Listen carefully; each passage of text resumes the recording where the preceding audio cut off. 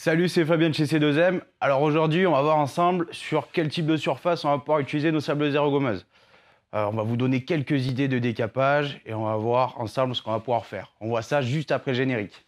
C2M, C2Mnegos.com.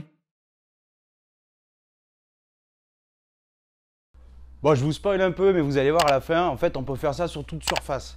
Il va falloir juste apprendre à gérer ces réglages. Vous allez voir, c'est très simple.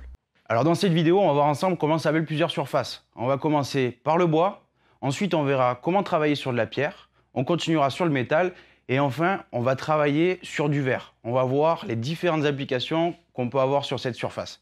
Allez, on y va.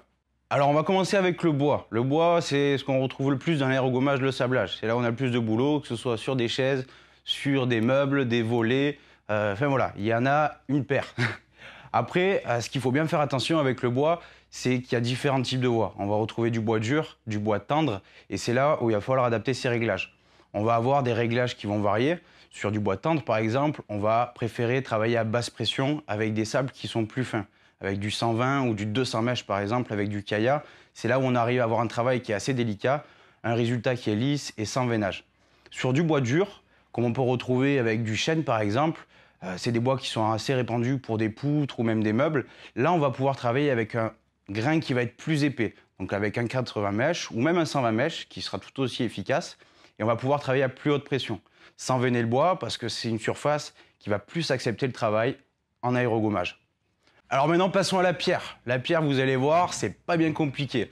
On peut travailler très facilement sans faire trop attention à la pression à laquelle on utilise parce que souvent on est sur de la pierre qui est dure. Alors il y a quelques exceptions avec des pierres friables où là il faudra travailler avec un grain plus fin, des pierres calcaires par exemple, où en plus on peut adapter la pression. Sur certaines pierres comme ça, la seule chose qu'il peut y avoir, c'est du dégagement de poussière. Dans ce cas-là, on peut passer sur du travail en hydrogommage. Ça pourra éviter les projections de poussière et avoir un travail quand même qui sera bien plus confortable. Maintenant, passons au métal. Le métal, c'est le plus simple. Là, de toute façon, ça va être de la rouille, de la peinture, des vernis à enlever. Ça, il n'y a pas plus simple. On va pouvoir travailler avec des grains plus ou moins gros selon les couches que vous allez avoir.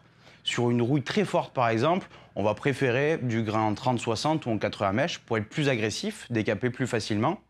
Pour après de la mise à blanc de métaux, sur du 80 et du 120 mèches, c'est parfait.